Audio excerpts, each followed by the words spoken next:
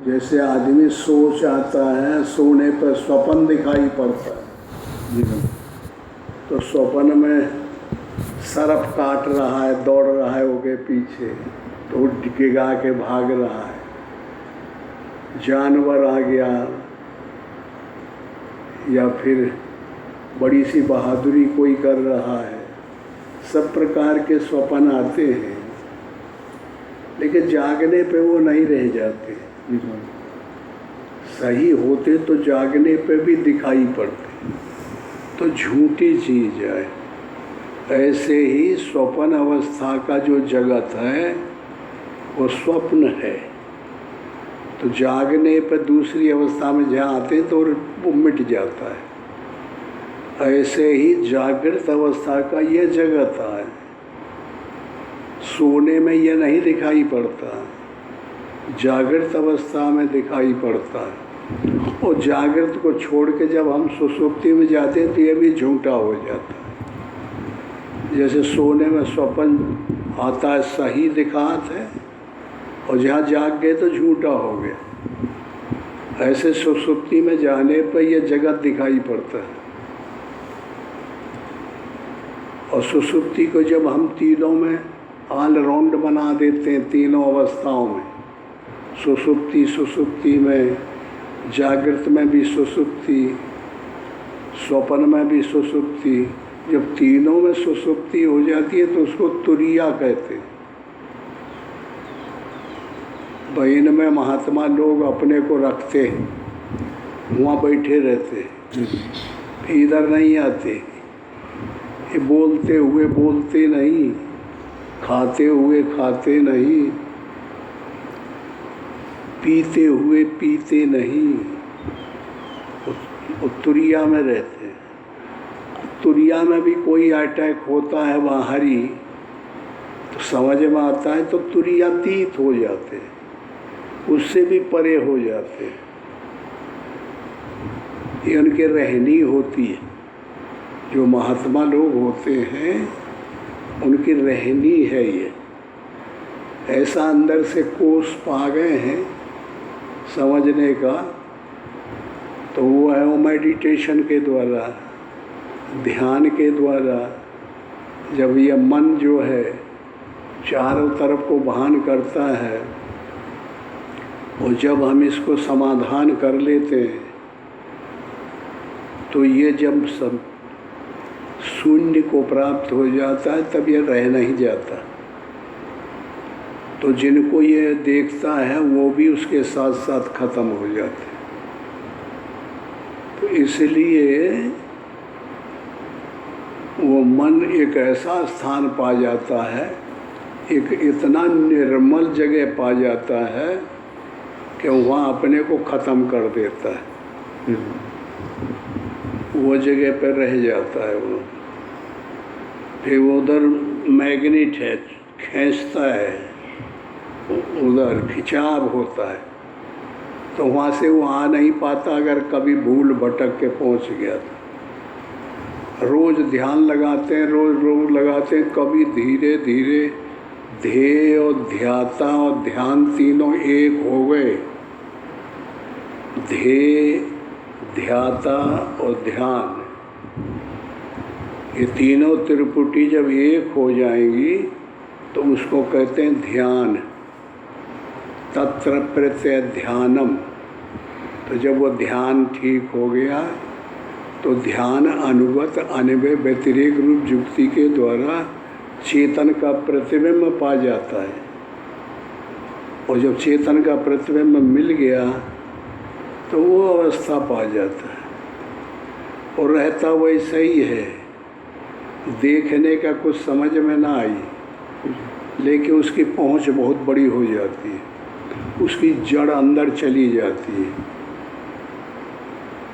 उसकी पहचान यही है न कि उसे मोह नहीं होगा, लोभ नहीं होगा, काम नहीं होगा, क्रोध नहीं होगा। होगा तो अच्छे के लिए होगा। इसलिए यह शरीर जो है मानव का सबसे बड़ा कीमती चीज है।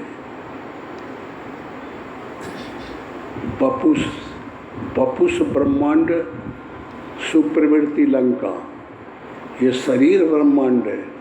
इसमें जो हमारी आसक्ति हो गई है, मेरा है, ये मेरा हाथ है, मेरा पैर है, मेरा गला है, मेरा पेट है, ये जो आसक्ति है ये लंका है। पपुस ब्रह्मांड सुप्रवृत्ति लंका, मैं मनुज रूपधारी, और ये मन मैं दानव है। इसने अपना ये कोट बना लिया है। ये संसार समुद्र है, विषय रूपी पानी है, ये काया रूपी किला है, आसक्ति रूपी लंका है।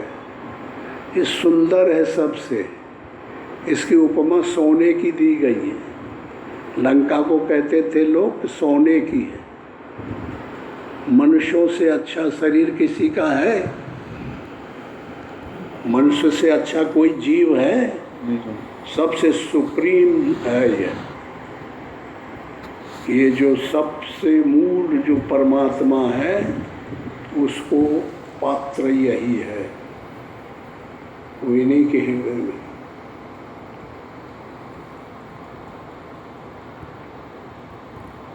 इसलिए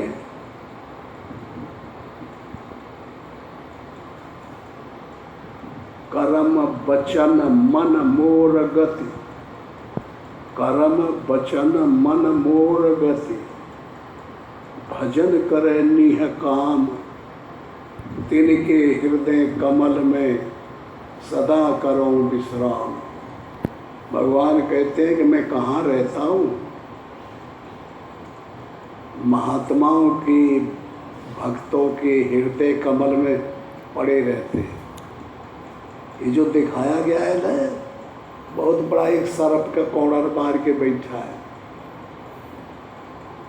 और वो पे विष्णु भगवान पड़े रहते हैं।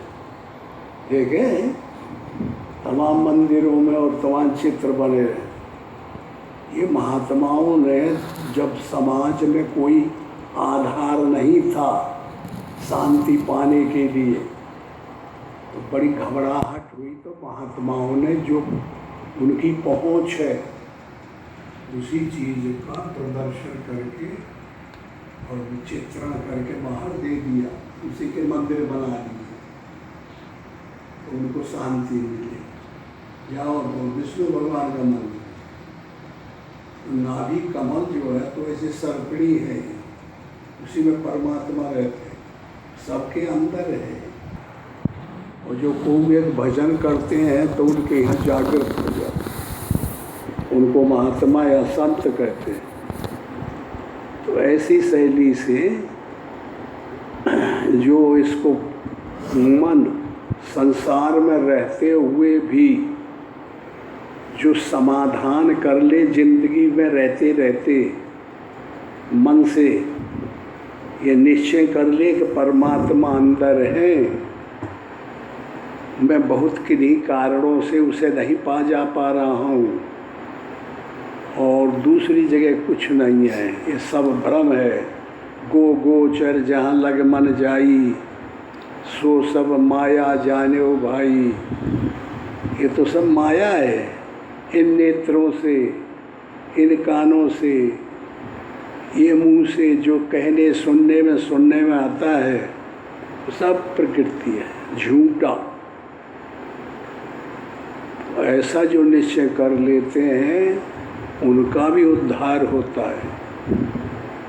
तो कब उनकी हालत ऐसी होनी चाहिए कि जब बुढ़े हो जाएं, तो जैसे बुढ़े हो गए ना, वो बुढ़ा है ना तेरा दादा, बुढ़े हो ना, अवेला ही बुढ़े हो गए, बुढ़े हो, हाँ तो बहुत चिंता लगती होगी। मौला नाती, मौ लड़का, मौ दादू, कहाँ है रे मौ दादू, कहाँ है मौ दादू। और जो समाधान कर लेते हैं अपने मन को और परमात्मा से टच कर लेते हैं, वही को मूल मान लेते हैं, उनको ये बात नहीं आती, उनको वो इसी समय मर गए। शरीर रहते रहते जब टच हुआ तो मर गए। अब मरना नहीं पड़ता है तो मोह नहीं होता, उनको मरना अच्छा लगता है, जीना अच्छा नहीं लगता है। समझे? मरना अच्छा लगता है कि जीना? कहाँ है मरना? मरना तो ये से लगता है कि उठ चला नहीं जाता। अरे बाप रे, अरे भाई ले अब तू, चल नहीं पाते। हम अंदर से मन तो ये रहता है कि अगर और मोटे हो जाते तो और भोग लेते, बजा रहता। और उनके मन में ऐसा नहीं रहता है, उनके मन में ये रहता है कि बस संतोष हो गया, आया संतोष धन, सब धन धूर समान। समझ में आया? तो बैठे बैठे भगवान का नाम लिया करो और वही में मन को रखा करो। हाँ, ये हर आदमी का कर्तव्य है। पहले ऐसी ही समाज थी, अत्रि घर में रहते थे, अनुसुईया से शादी किए, फिर भजन करने लगे और घर से कहीं गए नहीं।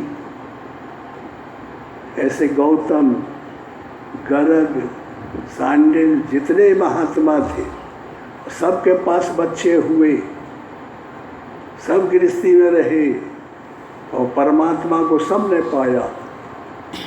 आश्चर्य देखो, तो घर में रहते हुए ही सब करना चाहिए।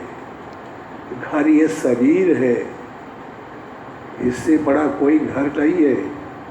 और इसको पा करके संयम रूपी साधना कर लिया तो कोई बाधा नहीं होती घरों में। आज के लोग कहते हैं कि अरे महाराज घर में भगवान का नाम नहीं लिया होता है, बड़ा जाल है। घर में ही नाम लिया जाता है। जहाँ सब प्रकार की दिक्कत होती है वही का नाम भजन है। अगर यह माया न होती तो कोई भजन करता? प्रश्न ही नहीं होता। अगर यह दुख न होता तो क्या सुख की कल्पना कोई कर पाता? सुख का कोई वैल्यू है? ये दुख के नाते है। हंसाई का कोई कदर करता जब रुलाई न होती? रुलाई ही का महत्व है जो हमको हंसने में हंसाई कराती है। इसलिए दुनिया दो से बनी है, एक अच्छा एक बुरा, एक रुलाई एक हंसाई, एक मरण एक जीवन, एक लाभ एक हानि, एक सुख एक दुख। ये दोनों चीज़ों से दो ऐन सा दुनिया। और जब इनके दोनों के अंत में पहुंच जाए, जहाँ से इनका सर्कुलेशन होता है, यहाँ एक दूसरे में बदल जाता है। जैसे हम हंसे तो हंसाई जहाँ अंतिम छोर तक पहुँचेगी तो फिर रुलाई में रिपीट हो जाएगी, और रुलाई उधर जाएगी तो हंसाई में आ जाएगी। ऐसे ही मरण और जीवन है, यही दुनिया का नियम है। और इसमें जो शांति पा जाते हैं, इन दोनों का जो एंड है उसको समझ लेते हैं तो उनका कल्याण हो जाता है। परमात्मा फिर उनके अंतःकरण में बोलने लगता है, निर्गुण रूप सुलभ अति, सगुन न जाने कोई, सुगम अगम नाना चरित्र, सुने मुनि मन भ्रम होय। निर्गुण रूप कठिन है, लेकिन उल्टा कहते हैं कि निर्गुण रूप सुलभ अति, सगुन न जाने कोई। सगुन यह नहीं जो इन नेत्रों से दिखाई पड़ता है। सगुन वो जो ये नेत्र और ये इंद्रियां काम करती है या नहीं, निर्गुण से परे। निर्गुण को पाओ और निर्गुण फिर सगुण बन जाए उसके हृदय में, वो कठिन चीज है। इसलिए कैसे भी स्थिति हो, हर समय अभ्यास करते रहना चाहिए।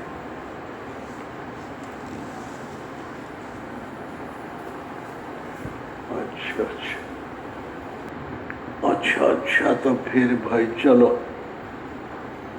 देखो क्या टाइम हुआ। 3:30